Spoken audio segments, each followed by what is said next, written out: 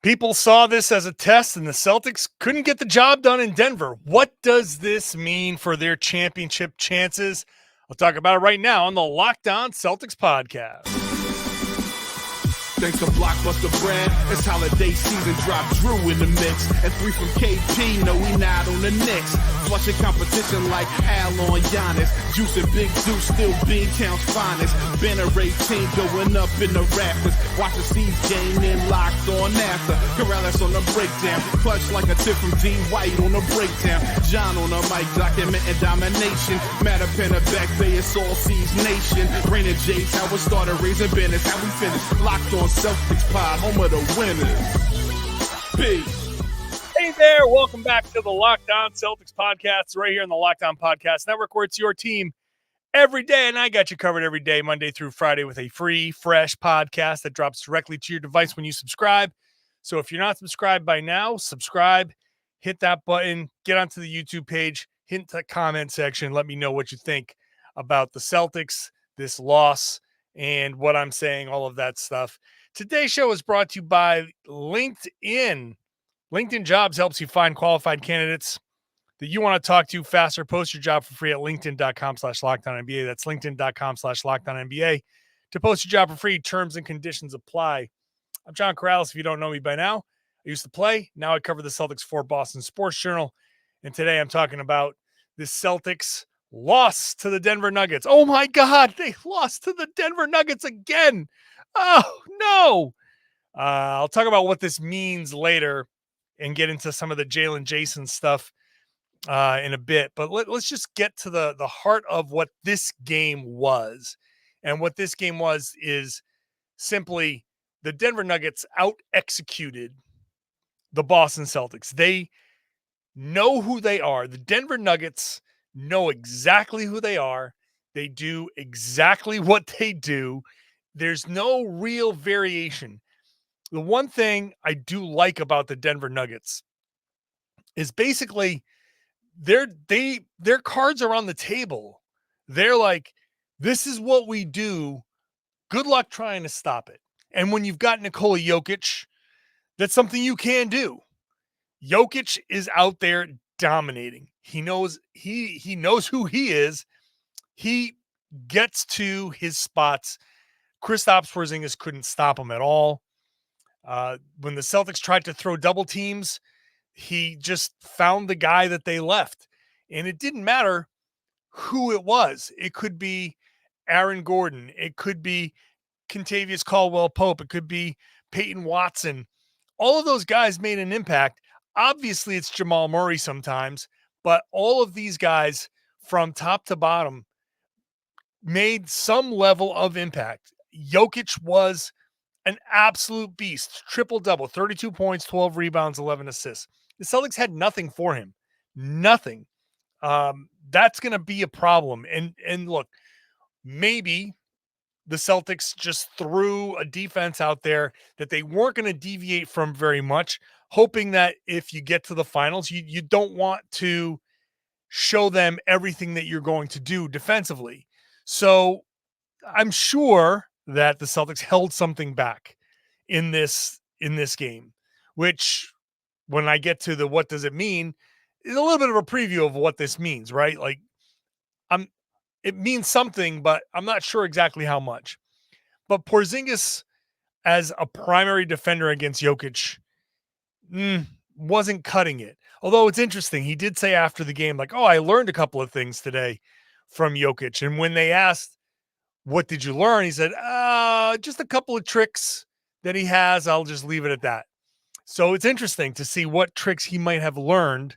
I'd love to find out what he's talking about, but it's an important learning experience for sure for Porzingis because there aren't that many other options.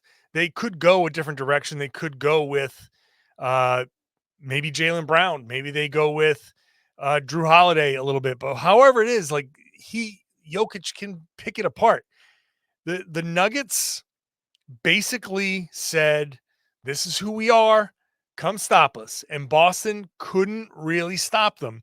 Meanwhile, the Celtics did a great job stopping themselves on a number of possessions.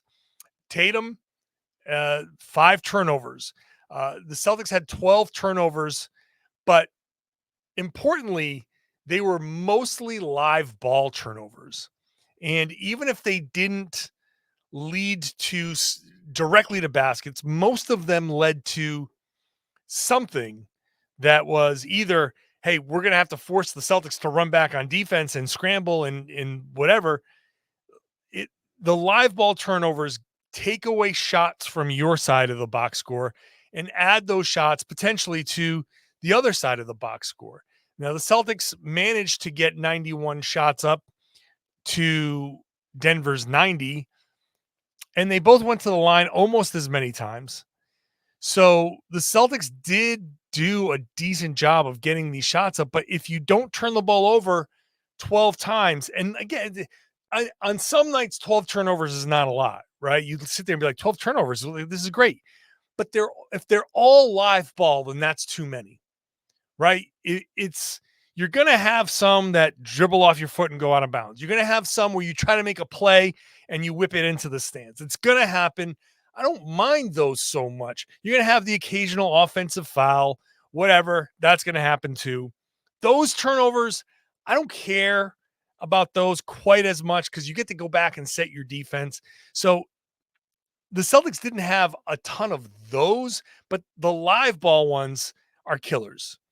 And so the Celtics turned the ball over too much. And then I don't know what the hell is going on with them at the free throw line. 16 of 25, and Jaylen Brown was 7 of 14, 50%. So, I mean, it was mostly Jaylen Brown because Tatum was 3 of 4, Porzingis was 3 of 4. I mean, you got to miss one here and there, but still, 16 of 25. That's, look, it's 9 misses, and Jaylen Brown had 7 of them. So you end up losing by, what did they lose by? 6? They had Tatum in the corner, wide open with a shot to tie. But even that, that is such a great example, that play of the Celtics and the difference between the Celtics in this game and the Nuggets. And some might say the difference between the Celtics in general and the Nuggets. But I don't know. I'm not willing to go quite that far just yet. But if you want the difference between these two teams, look no further than the Celtics getting a stop, getting out into transition, and you have this potential for a 3-on-2. And the Celtics just they didn't bungle it. And as far as a turnover, they ended up getting a great shot out of it. They kind of stumbled into the great shot because Tatum had it and he kind of fumbled it and he lobbed it up to Jaylen Brown, but Jaylen wasn't in any position to go get it, or I don't know if that was supposed to be an alley-oop. It ends up going back to Jrue Holiday. Tatum relocates back out to the corner, which was a smart move, but that was an opportunity to just tie the game, go back, get another stop, hopefully come back down and build on this. The Celtics made this big comeback, which was great because the fourth quarter execution, they were down 10 at one point and they came all the way back, or almost all the way back, because they had a shot, that corner 3 from Tatum, that would have given them the lead. They didn't have to take a 3, but at that point, the way they kind of weren't exactly crisp executing that fast break, it led to ultimately a good shot that missed. Okay, that happens. But then the Nuggets come down and Jokic gets himself into a spot against Porzingis, and Holiday has a late help from the baseline, and Jokic spins into what looks like a hook shot, and there's some debate. Was this an air ball that Aaron Gordon went and just caught and dunked it, or was it an alley-oop? I feel like, well, I'm going to give Jokic the benefit of the doubt because it felt like intentional to me. But regardless, he comes down, gets to a spot, puts the ball in a spot where something can happen because he knows he has Aaron Gordon baseline. The Nuggets know who they are, they know where they're supposed to be, and they all play off one another perfectly. The Celtics are still kind of sort of figuring themselves out in this situation. They haven't had a lot of time to, or in these situations, to figure themselves out. I'll get into that a little bit more here and explain that a little bit further and get into Jaylen and Jayson. I'll do that in just a second. Today's show is brought to you by eBay Motors. Our partners at eBay Motors have teamed up with Locked On Fantasy Basketball host Josh Lloyd to bring you some of the best fantasy picks each week, all season long. So if you're prepping for a daily draft, scouting the waiver wire, whatever it is you're doing, these players are guaranteed to fit on your roster. So let's check out who he's got for this week's eBay's Guaranteed Fit Fantasy Picks of the Week. Among them, Kyle Lowry, who is going to get some minutes in Philly with DeAnthony Melton sidelined. Dwop Reith with DeAndre Ayton out. He's a fantasy option. Kyle Anderson now with Karl Anthony Towns. His future is uncertain. In fact, he's going to get surgery, so he's going to be out for the rest of the regular season. So Kyle Anderson's going to be a definite pickup there. And then Kelly Olynyk, who just signed an extension with the Toronto Raptors. He's sticking around with Toronto Raptors, so he's going to get an extended set at center there. And you know how good Kelly Olynyk can be. He's a former Celtic. We've talked about maybe getting him back in Boston at some point, but he's I think going to have a good opportunity in Toronto. So if Kelly Olynyk is available for you somewhere, somehow, then I would pick him up. Josh Lloyd and the Locked On Fantasy Basketball Podcast going to help you win your fantasy championship. eBay Motors knows the championship team is all about each player being a perfect fit. It's the same with your vehicle. With over 122 million parts for your number one ride or die, you can make sure your ride stays running smoothly. From brake kits to LED headlights, roof racks, bumpers, whatever your baby needs, eBay Motors has it. And with eBay Guaranteed Fit, it's guaranteed to fit your ride the first time, every time, or your money back. Plus, at these prices, you're burning rubber, not cash. Keep your ride or die alive at ebaymotors.com. eBay Guaranteed Fit is only available to U.S. customers. Eligible items only. Exclusions apply. Thank you for making Locked On Celtics your first listen every day. Go check out Locked On Sports Today, the first ever national sports 24/7 streaming channel on YouTube, now available on Amazon Fire TV. Just go to the free Fire TV channels app. Go check it out all day, every day, covering the biggest stories in the sports world with the Locked On Fantasy, Locked On hosts, the Locked On experts. Locked On Celtics makes a rotation in there all the time. So go check it out on YouTube and Amazon Fire TV. It's a great place to go check that out. All right, let's get back into this conversation here about this loss here. And before we took that little break, talked about how the Celtics are still trying to figure themselves out a little bit. And that is a function of, look, they've won so many games. The one of the best point differentials in NBA history. They've won a lot of games by a lot of points. And they haven't had the pressure of late game, close games, comebacks, stuff like that. That's something that they have had to, try to simulate in practice or whatever. But these games, I'm actually very thankful for these games. I talked about it yesterday with Tom Westerholm. I'm kind of pulling a Joe Mazzulla here. I think these are good games. They need to. I'd rather see them fail. This is only the second time they've lost 2 games in a row all season long, which tells you how good a team they are. I'd rather see them fail if that means losing a 3rd game in a row to Phoenix, if it means them losing a 4th game in a row, whatever it is. Like, if they're going to hit a rough patch, now's the time to do it so you can figure it out before the playoffs start. And this type of situation where the Nuggets are just so familiar with one another, you know it's going to be in Jokic's hands. You can't do anything because he's a real MVP candidate. And it's all going to flow off of him. The Celtics need to figure some stuff out. Now, the Celtics don't have an MVP candidate to the level of Jokic. And look, no disrespect intended to Jayson Tatum, because he's what? The fourth, fifth, sixth best player in the NBA right now. Like that, he's up there at the top. He's just around the top. He's not at the top, though. The Jokic that we saw in this game, that was an MVP. If you ever needed to see the difference in real time, right in front of you, what an MVP favorite versus an MVP hopeful looks like, this is it. And it's not just because Jayson had a bad game, which he did. 5 of 13 shooting, 15 points, 5 turnovers. He did have 8 assists. He was, and I will say that Jayson did get the rap for a couple of Aaron Gordon dunks there at the end. I'm not 100% sold that those were Jayson's fault.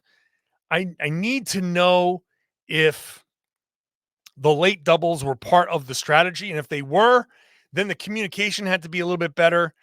If they weren't, if they were just guys going on their own, then I think Jayson's absolved, because each time it was the guy who left that was covering Aaron Gordon. They were leaving Gordon, and Tatum had somebody else. If you watch those plays again, Tatum was covering somebody else. And if that was the plan for the late help off of Gordon, then Tatum needed to leave the guy he was covering, rotate over to Aaron Gordon, and everyone else would rotate down. And the guy who doubled after, if they got a rebound and kicked it back out, that guy who doubled would go find the open man somewhere. But Tatum still did not have a good game at all. They need more from him. He shot poorly. 5 of 13. He was 2 of 5 from 3, so that goes down as 40%. But Jokic was, when I talk about controlling a game, Nikola Jokic controlled that game. That's what an MVP favorite looks like. So it's very easy to know who you are, because not only does Denver have an MVP favorite, the second best player is Jamal Murray, who's a shooting guard or / point guard, and very easy for a point guard to play off of a center. So not as easy for Jayson Tatum, Jaylen Brown to play off of each other, because that ends up just, you end up with their 2 best defenders on the other team are going to defend these 2 guys, and they're just going to switch, and it just doesn't give you any real advantage. So that's why they don't go to those pick and rolls. Like I still would like to see it sometimes, just to say, okay, if they're going to switch, if you know they're going to switch, then slip the screen and kind of use that to your advantage. But regardless, it's not as easy as Jokic and Murray. And then off of that, Jokic flows into finding Aaron Gordon and finding all these other guys, like I said, and that's what makes him a true MVP. Jaylen had a great game, except for the free throws. But 41 points, 16 of 29 shooting, 2 of 7 from 3. Okay, but if he had hit one more, it wouldn't have been a bad percentage at all. So 14 rebounds, 6 offensive rebounds. He had a couple of his own putbacks. So he was he had a few offensive rebounds off his own misses, plus 4 assists, plus 2 steals, a couple of turnovers. Great game overall from Jaylen Brown. He was the reason in the second and third quarters that the Celtics were even still hanging around. He was the primary reason why the Celtics even had an opportunity to close this game out and potentially steal the game in the fourth quarter. So Jaylen was the reason, but also at the same time, his missed free throws were all, you can say, when they were down 3, well, if they had shot 81% at that point, that game would have been tied already. So it sucks for Jaylen, because you have this amazing game, a 41-point game, and everybody's going to be talking about 7 missed free throws and 7 of 14 from the line.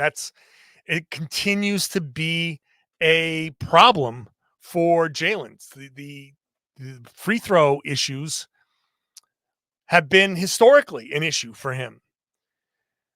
So it's an interesting kind of, I don't want to say measuring stick, but it's very clearly like this game should end any conversation about Jayson Tatum should be the MVP. Like, sorry, Stephen A. You can't even make that argument anymore. And, and he is the best player on the best team, but we're watching what Nikola Jokic is doing, and that's what an MVP is. So Jokic, I've been saying Jokic is the MVP this year. He should be the MVP, and that's what an MVP looks like.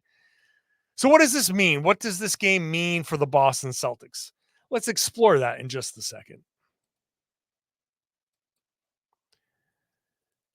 Today's show is brought to you by LinkedIn. Whether you're hiring for a small business or a bigger business, you want to find quality professionals that are just right for the role. That's why you have to check out LinkedIn Jobs. LinkedIn Jobs has the tools to help find the right professionals for your team faster and for free. I used to be a hiring manager. I understand the difficulty of trying to hire people. I know that it takes time. I know that it takes a lot of effort.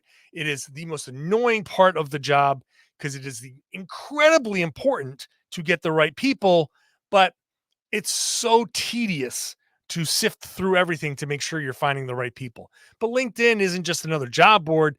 They have a vast network of more than 1 billion professionals, which makes it the best place to hire because you have access to professionals you can't find anywhere else. And LinkedIn does all that while making the process easy and intuitive. Hiring is easy when you have that many quality candidates. So easy, in fact, that 86% of small businesses get a qualified candidate within 24 hours. 2.5 million small businesses use LinkedIn for hiring. They're constantly finding ways to make the process easier. They're using AI to help you do that and just helps you save time. Post your job for free at linkedin.com/LockedOnNBA. That's linkedin.com/LockedOnNBA. Post your job for free. Terms and conditions apply. Thanks for making Locked On Celtics your first listen every day. Go check out Locked On NBA. It's got you covered all week long, rotating hosts all week long.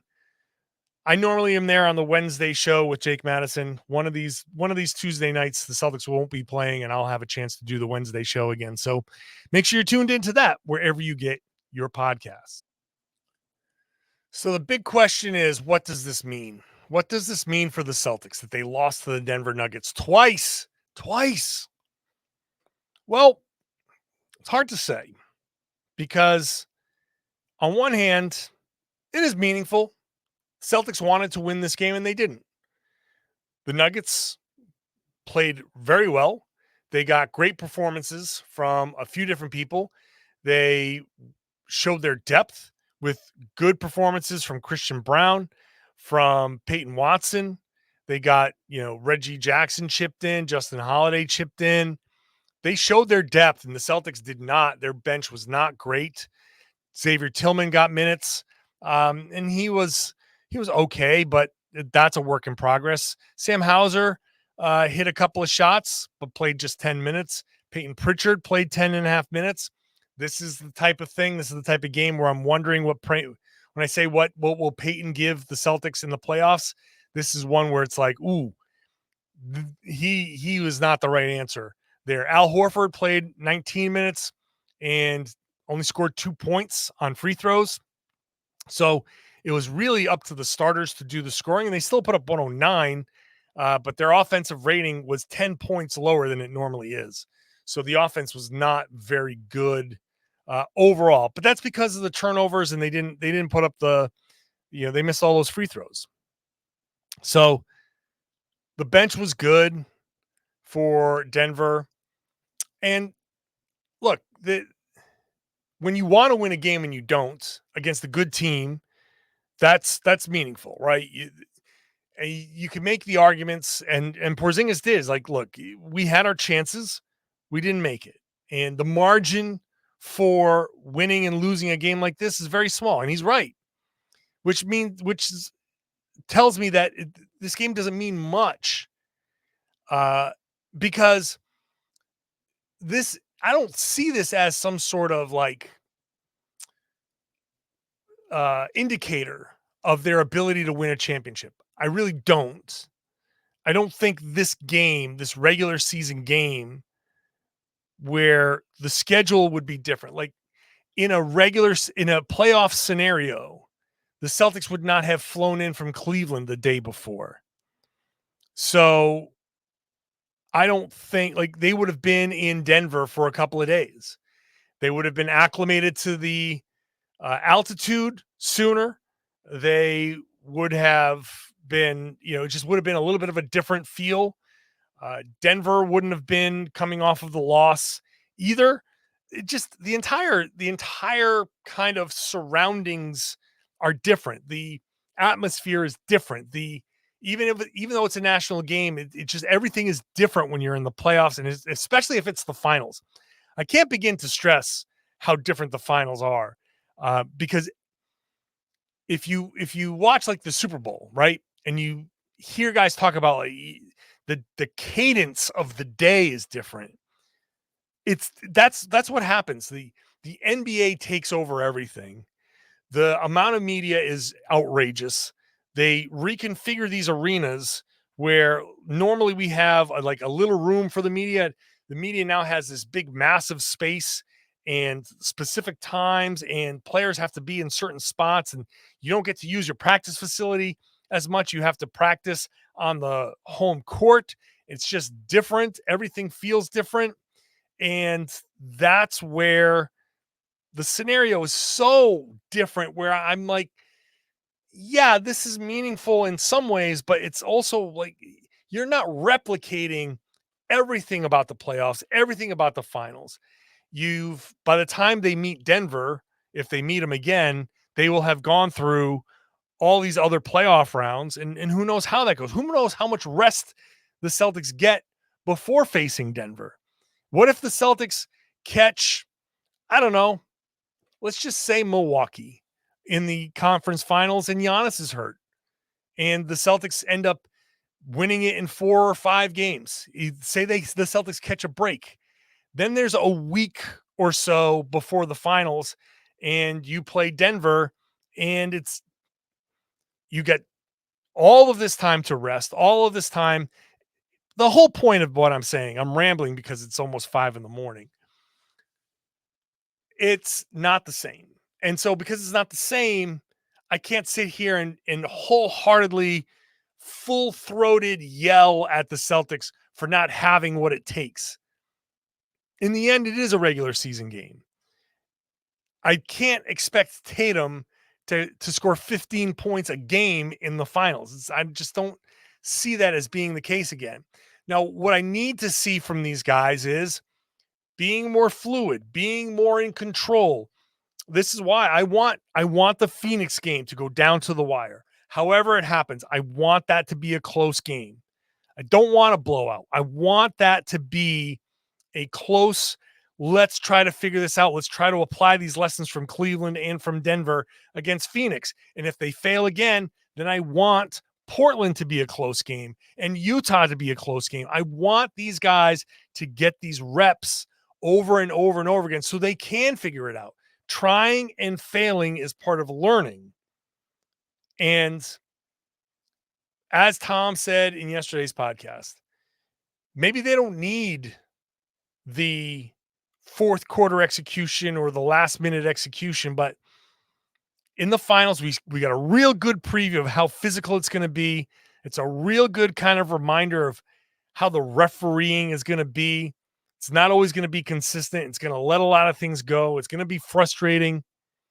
So as Porzingis said after the game, like the couple of techs, like you can't have those techs in a finals game. You can't let your emotions get out of control like that.